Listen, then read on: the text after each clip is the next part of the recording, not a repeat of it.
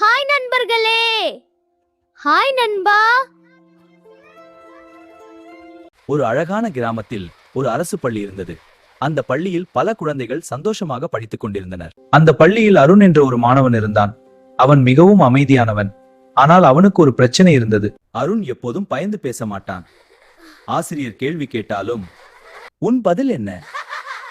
அவன் தலை குனிந்து அமைதியாக இருந்தான். உன் பெயர் என்ன? அத நான் சொல்ல முடியாது. சில மாணவர்கள் அவனை கிண்டல் செய்தார்கள். அருணிட வந்து நீ நல்லா பேசுவியா, ட்ரை பண்ணுன்னு சொன்னா.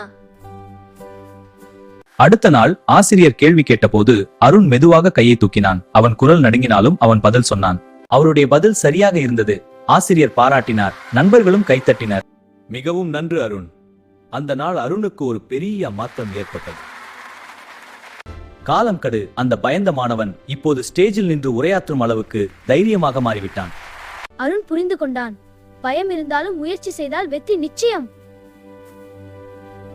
பயம் இருந்தாலும் முயற்சி செய்யத் தொடங்கினால் வெற்றி நிச்சயம் வரும்.